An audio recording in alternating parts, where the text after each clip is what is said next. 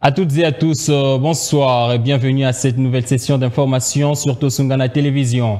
À la une de l'actualité, le chef de l'État, Félix-Antoine Tshisekedi, a effectué une visite de courtoisie aux Comores où il a eu des échanges fructueux avec le président comorien sur les relations bilatérales entre les deux pays, mais aussi sur la situation d'insécurité à l'est de la RDC. Le commentaire avec Patrick Lokala.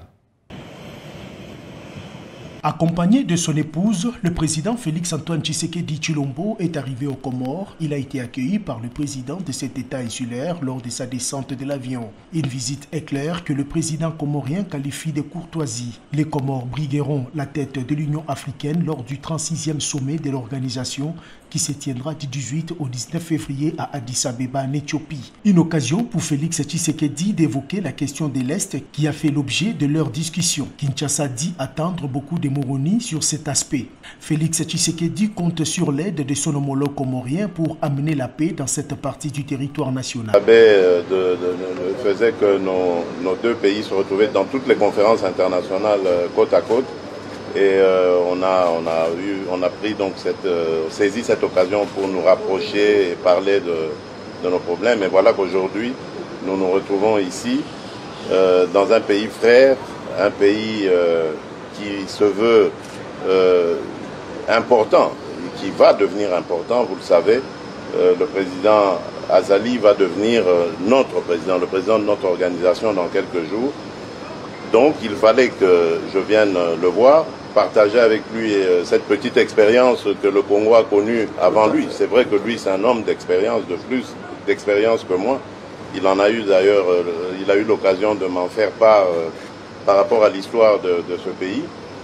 Mais j'avais quand même une petite avance là-dessus parce que je suis passé à la tête de l'Union africaine avant et donc on venait pour partager de ça. Au mois de janvier dernier, Vincent Biruta, le ministre des Affaires étrangères rwandais, était en visite à Moroni.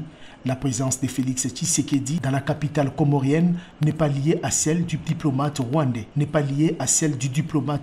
pays agresseur.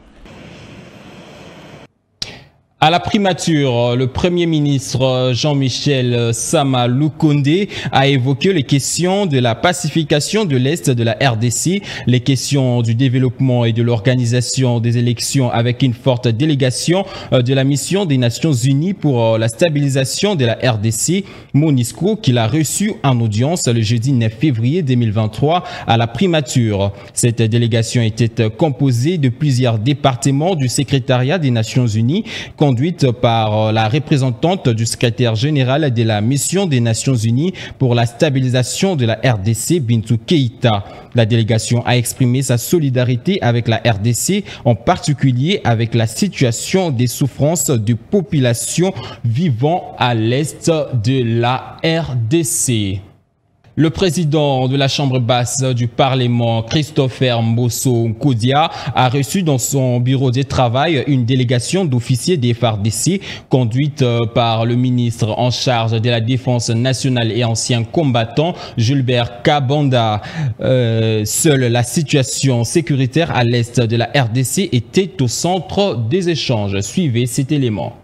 C'est en fin de journée du mercredi 8 février que le président de l'Assemblée nationale, Christophe Mbosso Nkodia, a reçu une délégation d'officiers généraux de l'armée accompagnés du ministre de la Défense nationale et ancien combattant, Gilbert Kabanda. Au menu des échanges, la situation d'insécurité dans l'est de la RDC, notamment avec la guerre d'agression orchestrée par le Rwanda dans la province du Nord Kivu, dans les territoires de Rutshuru. S'agissant de la question d'infiltration et trahison au sein de l'armée, le ministre de la Défense et ancien combattant a rassuré qu'un travail de nettoyage sera mis en place pour permettre de gagner rapidement la guerre. Pour les speakers de l'Assemblée nationale, le ministre et état-major ont répondu à l'invitation de son bureau sur la situation sécuritaire inquiétante à l'est de la RDC.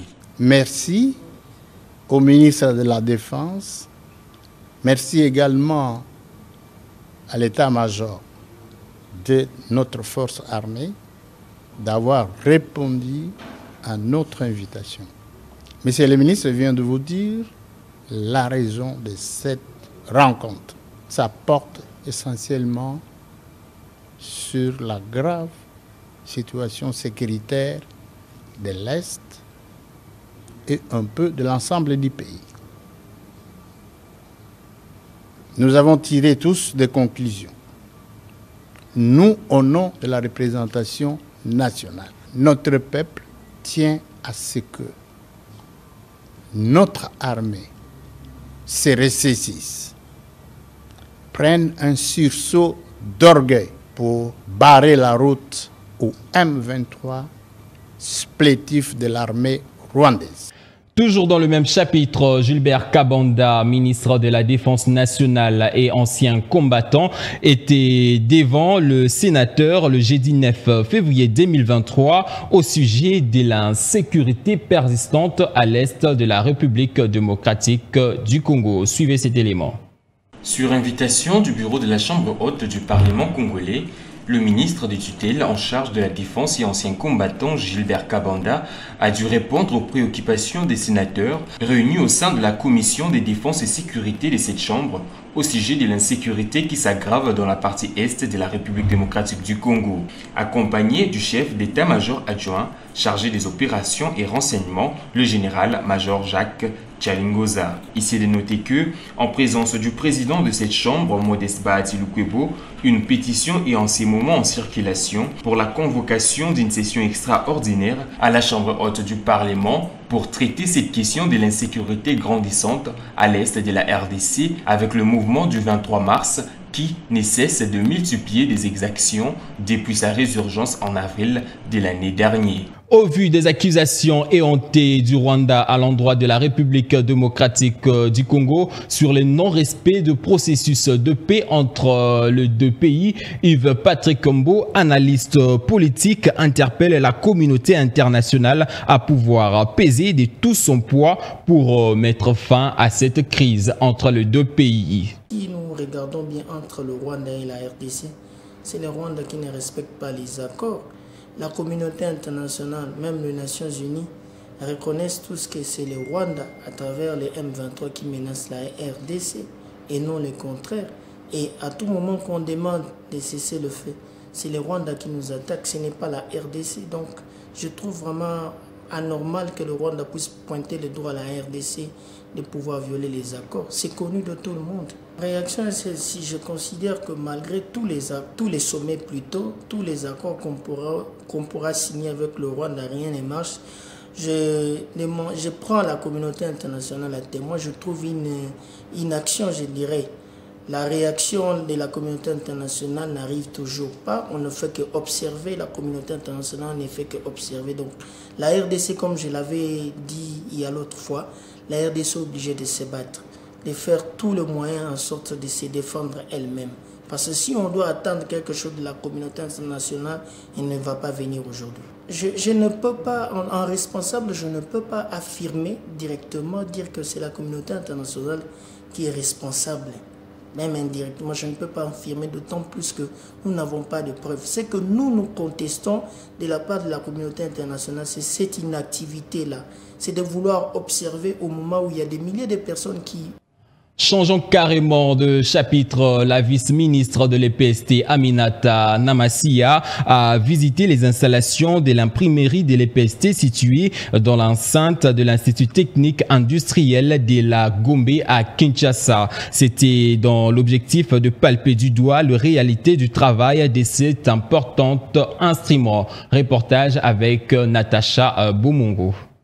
Arrivée sur les lieux, la vice-ministre de l'EPST, Aminata Namasia, a été accueillie par l'inspecteur général à l'intérim, Léon Moani Moka, IGA en charge des ressources humaines, qui l'a conduite dans une visite guidée d'abord dans la salle des réclamations ou des doléances, puis la salle de machines, celle des archives, de tous les diplômes depuis 1967, jusque dans la salle de réunion, passant par la salle de réception des fiches des finalistes, où elles sont dépouillées et classées selon ceux qui ont réussi et ceux qui ont raté leur diplôme d'État.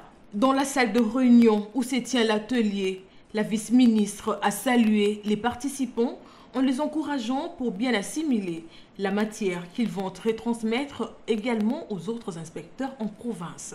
À l'issue de cette visite, Aminata Namassia s'est dit satisfaite d'avoir visité l'imprimerie dont certains services demandent l'implication du ministre pour leur réhabilitation.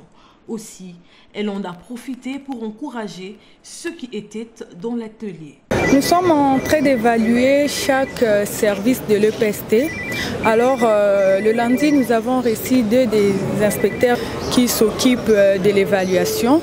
Alors, il était question pour nous de descendre au niveau de l'imprimerie pour voir ce qui se passe réellement ici. En commençant par la gestion des diplômes.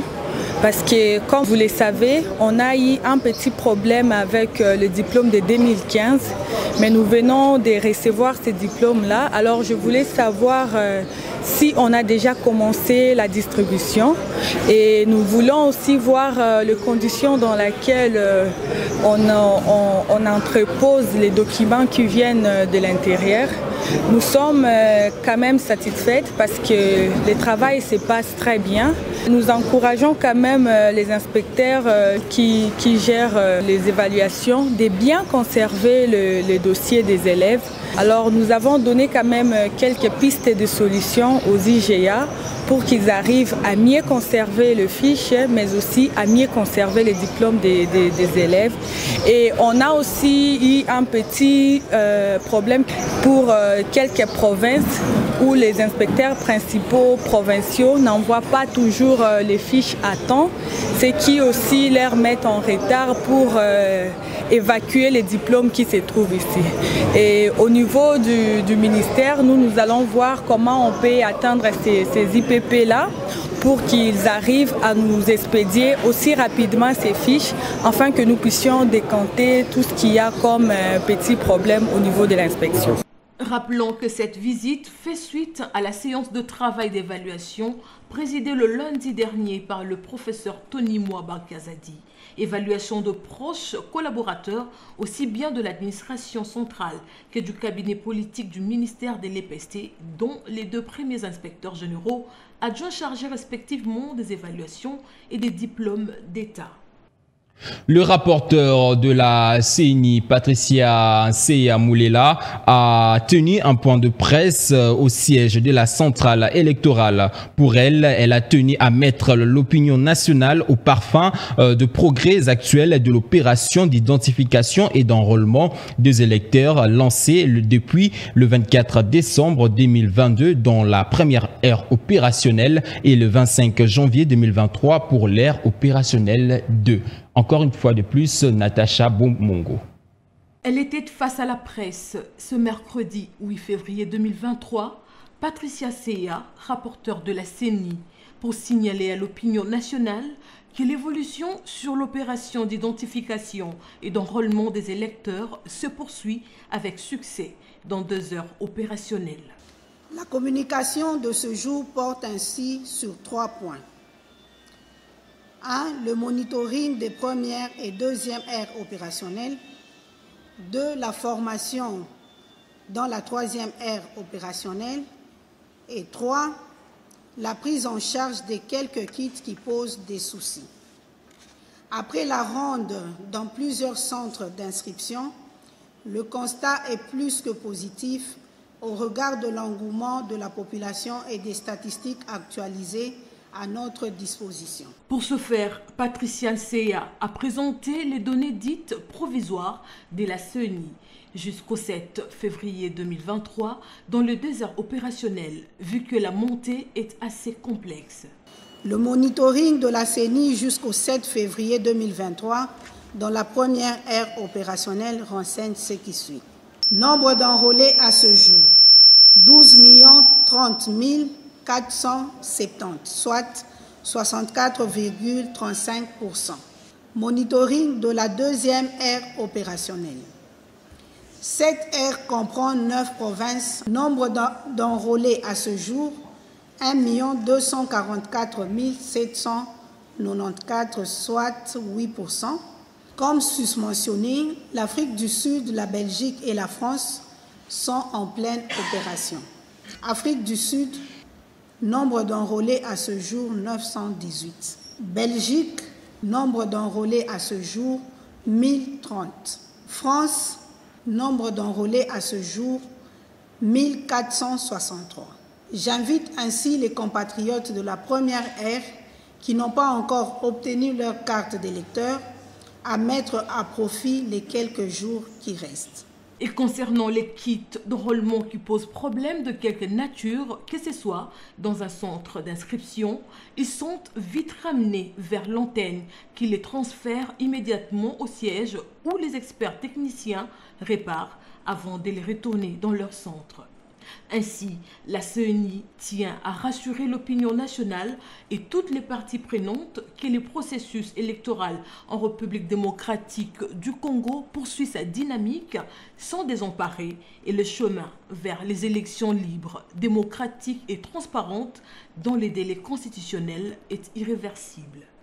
Parlons sport à présent. Considéré comme le meilleur joueur congolais de ces 2 dernières décennies par plusieurs Congolais, l'attaquant emblématique du tout-puissant Mazembe, Trésor Mputu Mabi, a mis fin à sa carrière de footballeur à l'âge de 37 ans. Le membre de l'association des dirigeants de clubs de la République démocratique du Congo ont exigé cette préalable avant toute reprise du championnat d'élite. C'était à l'issue de la réunion technique concernant les difficultés rencontrées par la Linafoot de poursuivre avec les championnats nationaux en République démocratique du Congo. Propos recueillis par Patrick Lokala. Nous, dirigeants des clubs membres de la DEFCO, constatons de fait l'arrêt du championnat, faute de moyens financiers et le déficit des infrastructures sportives. Et devant l'incapacité de la commission de gestion de la Linafoot à trouver des solutions idoines, exigeons avant toute reprise du championnat jusqu'à son terme, ou l'amorce d'une nouvelle saison, ce qui suit. 1. La mise en disposition des fonds nécessaires au profit des clubs pour leur participation effective et complète au championnat afin de pérenniser la volonté du chef de l'État, son Excellence Félix Antoine Tshisekedi Tshilombo, à soutenir le championnat d'élite. 2. La transparence et traçabilité dans la gestion financière des ressources perçues par la Linafoot pour l'organisation du championnat. 3. La répartition équitable des fonds issus du sponsoring et droits télé. 4. L'ouverture par le ministère des Sports d'une ligne de crédit pour les championnats d'élite de football à inscrire au budget de l'État. 5. La régularisation au regard de textes et la légitimation des animateurs de différentes structures du football dans un bref délai. 6. La mise en place d'un cadre permanent de concertation, c'est-à-dire FECOFA, Linafoot, ADEFCO, pour l'élaboration d'une politique spécifique pour les championnats d'élite. Et on fait 7. L'engagement ferme du ministère des Sports dans la réhabilitation des infrastructures existantes et la construction de nouveaux stades. Toutefois, les dirigeants des clubs restent ouverts à toute initiative allant dans le sens de trouver des solutions définitives et efficaces pour les saisons sportives régulières, ininterrompues, et ainsi mettre fin à ces cycles d'arrêt répétitifs qui ternissent l'image et affaiblissent le développement de notre football. C'est à Kinshasa le 8 février 2023 pour les clubs.